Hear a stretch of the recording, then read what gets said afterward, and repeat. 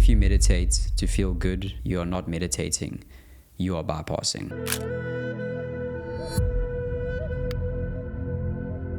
Hey, I'm Josh. I'm a South African filmmaker and photographer, and welcome to the podcast. This podcast is about regeneration.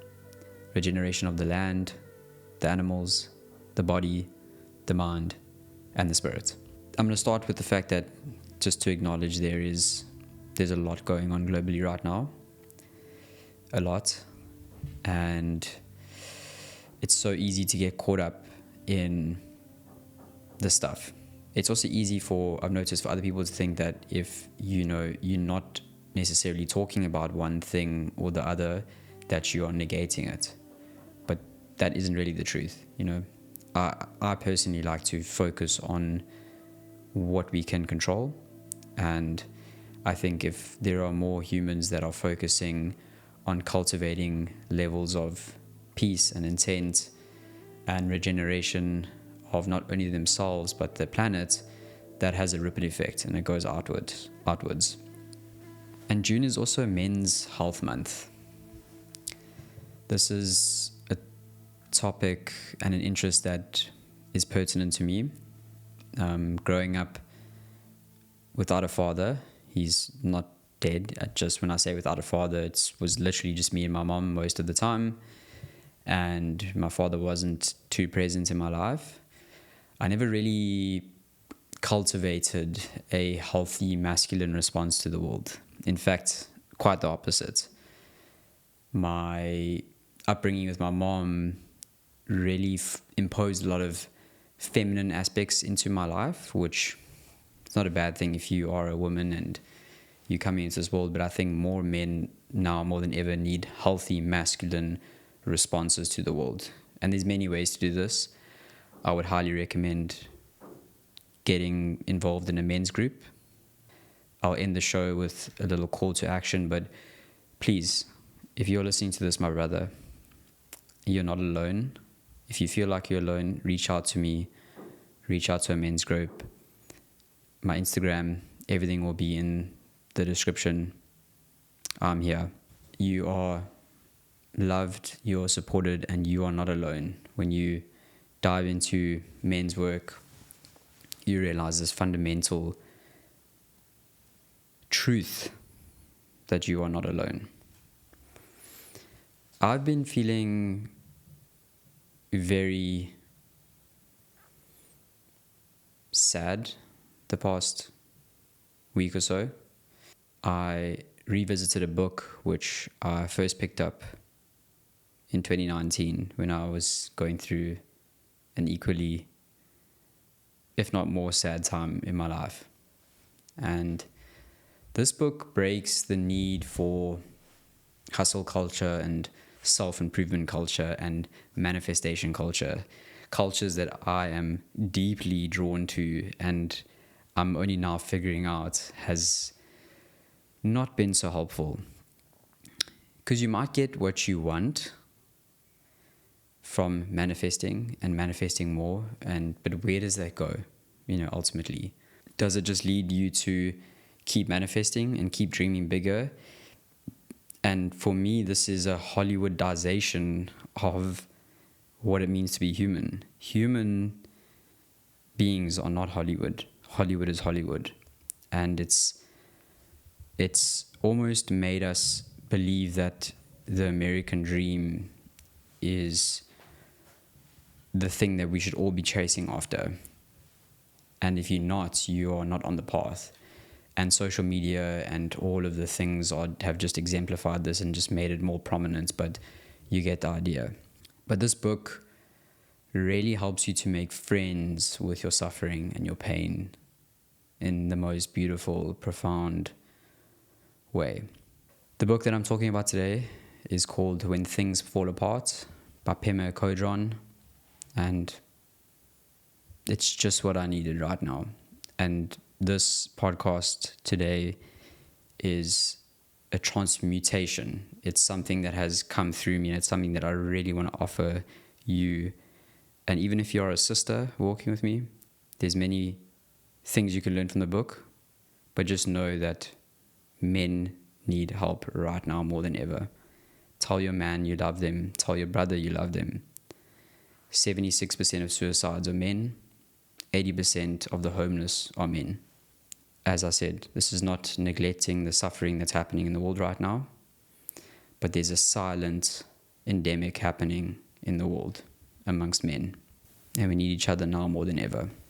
On a slightly lighter note, this episode is brought to you by Readwise, one of my favorite programs ever. More on them later.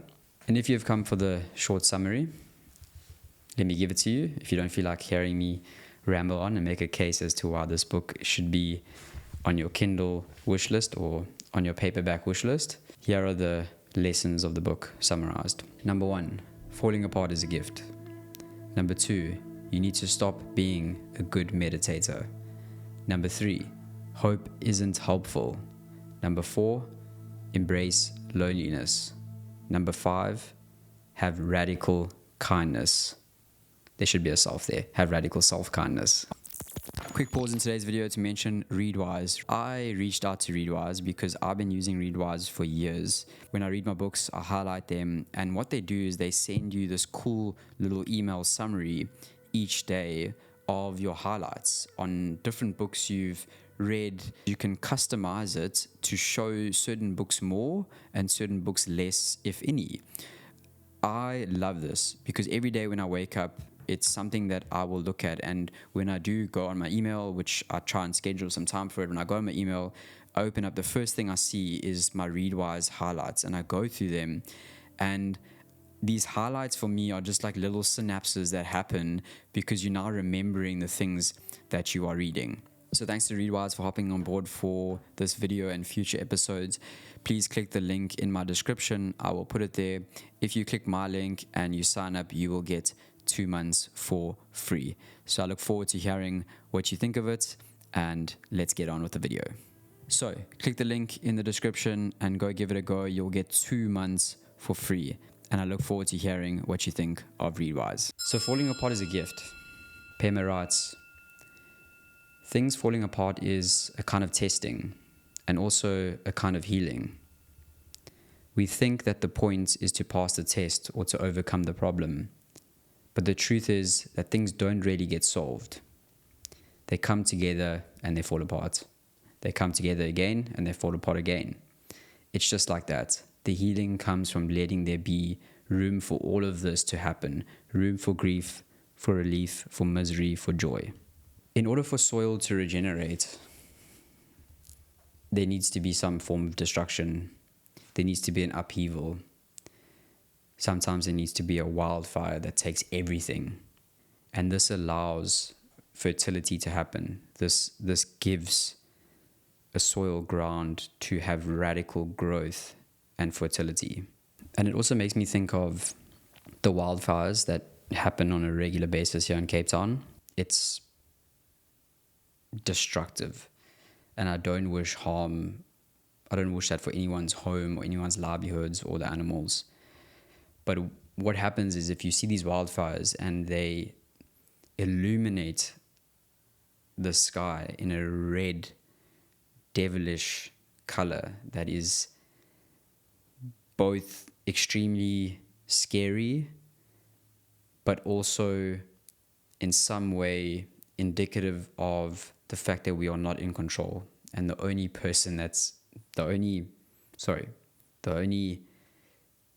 true being that is in control is nature and death and rebirth. And what happens after these fires is you go to the source and it's desolate. But then months pass by and you drive up along where I stay here in Cape Town by Silver Mine, and you see the most fertile fynbos shrubbery that you've ever seen. Green, filled with life, and you would never imagine that a year or two ago it was burnt to a crisp. This is what it means to regenerate. Nature has embedded self-destruction within it, and it is necessary for life. And the minute we begin to appreciate this is the minute we become friends with nature, and therefore ourselves, because everything is connected. Pema goes on to say, if we're willing to give up hope that insecurity and pain can be exterminated, then we can have the courage to relax with the groundlessness of our situation. This is the first step on the path. So she's inviting us to consider the fact that the first step is accepting non-control, accepting the fact that we don't have a ground to stand on. And I love reminding people of the fact that we are on a rock hurling through space, orbiting a giant ball of fire. How on earth can you think that you have control? Please enlighten me, because this is just something that I think about often. And making friends with this is the first step. And then you get pulled in certain directions. And nature has a beautiful way, a beautiful symphony of the river knowing exactly where she needs to flow. She goes on to say that maybe the only enemy is that we don't like the way reality is now, and therefore we wish it would go away. But what we find as practitioners is that nothing ever goes away until it has taught us what we need to know. If we run 100 miles an hour to the end of the continent in order to get away from the obstacle, we find the very same problem waiting for us. It keeps returning with new names, forms, manifestations until we learn whatever it is it has to teach us about where we are separating ourselves from reality, how we are pulling back instead of opening up, closing down instead of allowing ourselves to experience fully whatever we encounter without hesitation or retreating into ourselves. This is why this book is so important right now, is because we have a fear that if we let go and we surrender, that we are not going to be able to handle the groundlessness of our situation. And this comes from not liking the way we think, not liking the things that we see when we are still. And I'm going to get into meditation because it's a crucial part to being, as she says, love this, a practitioner. Meditation is a key aspect to being a practitioner of existence. Stop being a good meditator. So most of us have this deep fear of not being in control. And Pema goes on to say that we need to almost stay with the fear of not being in control. She calls it the shakiness. To stay with that shakiness, she says, or she writes rather, that is the path of true awakening. She goes on to say, that is why it's so good to meditate every single day and continue to make friends with our hopes and our fears again and again. Notice how she says hopes and fears. This is key. This sows the seeds that enable us to be more awake in the midst of everyday chaos. It's a gradual awakening, and it's accumulative, but that's actually what happens. We don't sit in meditation to become good meditators. We sit in meditation so that we'll be more awake in our lives. Meditation is the ultimate tool. It changed my life 10 years ago. I've been meditating consistently for 10 years. And the first time I meditated, it was like the most psychedelic awakening experience I had ever experienced in my life. And it was a guided meditation, a 10-minute guided meditation from an app called Headspace at the time. I now try not to use a guided meditation. I got gifted Sam Harris's amazing app, Waking Up, and I don't really agree in a lot of Sam's views these days, but he's a damn good practitioner. He's a damn good teacher on the art of mindfulness. Meditation just unlocked so much for me. It made me so aware. But here's the funny thing about, and I'm going to give you a story into my life and a story into my own shadow and my own ego, is that it became a form of self-validating. So I would meditate to feel good. And this is the biggest mistake you can make. You don't meditate to feel good. If you are meditating to feel good and get out of pain, you're not meditating. You are bypassing. This is the fundamental big lesson of the book. I felt myself in the past couple of months bypassing, wanting to get out of the uneasiness that I felt when I meditated and the ripple effect afterwards, and noticing things that I found very uncomfortable about myself. I made a decision a few weeks ago to really just dive in and be a practitioner and see what comes up. And I must say, it's been a humbling experience. I've been facing some very challenging parts of my character over the past few weeks, and I really think it's made me a better person. And there's a level of commitment and level of practice. That's why we are practitioners. We are practicing every single day. And that's what's so important, to have a practice and to not make the practice unbearable. I'm going to get into this later, but you need to have a level of levity with the practice. You need to have a level of humor and kindness when you practice. If you don't, you are not meditating, you're ruminating. But meditation is like the ultimate sifting. It's just the ultimate tool for seeing the cream rise to the top and having that cream skimmed off, and understanding that what's underneath it all is just the pure essence of your being and your consciousness on the most profound level. But again, it's not about being a good meditator. It's about sitting down, practicing day after day, and seeing your hopes and your fears for what they really are, which are just aspects in your mind. You know, they're part of nature. It's birth and death. Speaking of hope, hope isn't helpful. Hope can rob us of the present moment, just like fear. Hope and fear are two sides of the same coin. And meditation teaches us to befriend our hopes and our fears. What is the answer? What is the answer? It might surprise you. The answer is hopelessness. Pema goes on to write, hopelessness is the basic ground. Otherwise, we're going to make the journey with the hope of getting security. If we make the journey to get security, we're completely missing the point. We can do our meditation practice with the hope of getting security. We can study the teachings with the hope of getting security. We can follow all the guidelines and instructions with the hope of getting security, but it will only lead to disappointment and pain. We could save ourselves a lot of time by taking this message very seriously right now. Begin the journey without hope of getting a ground under your feet.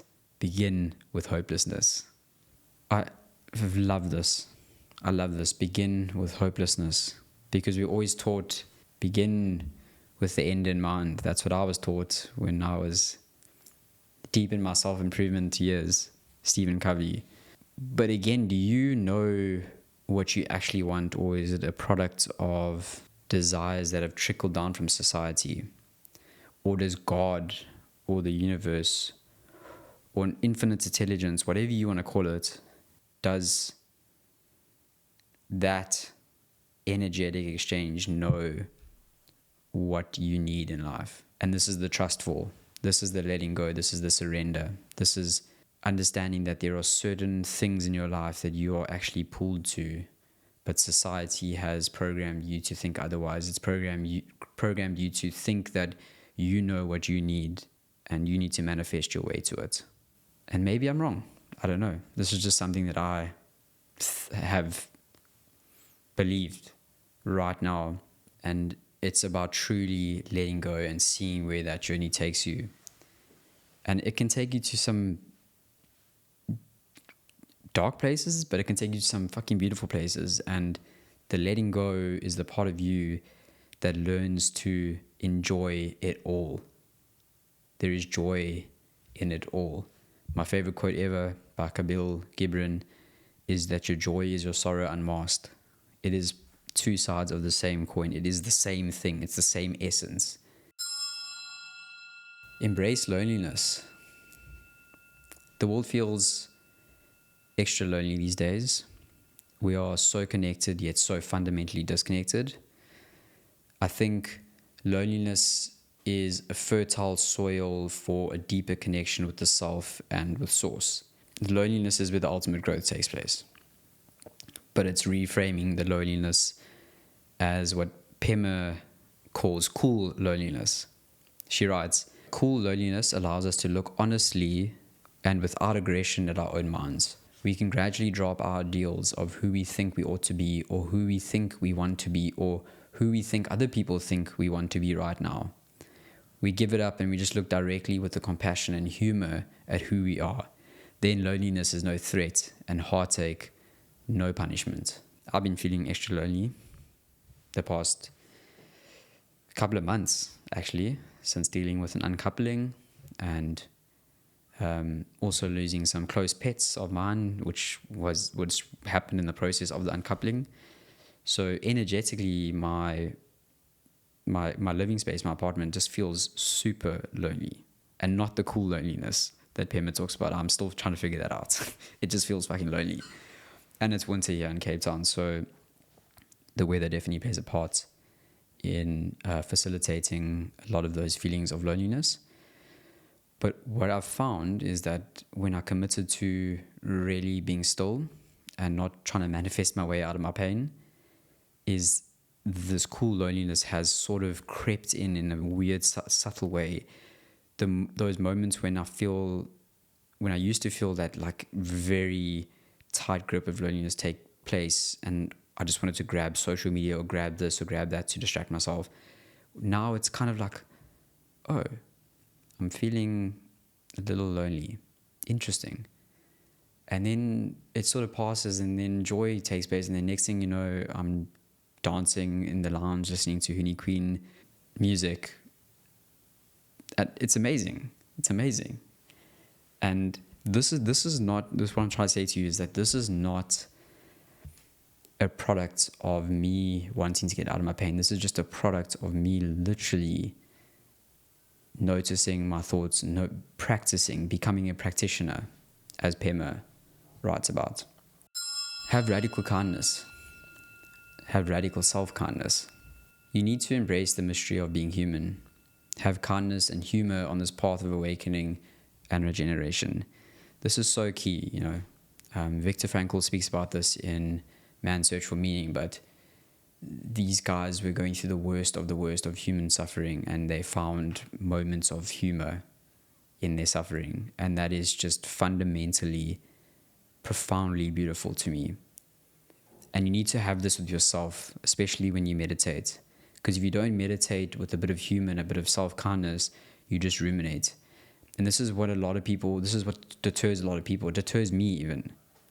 The point is not to ruminate, you know. It's to notice and develop a kind of soft, loving kindness for whatever comes up.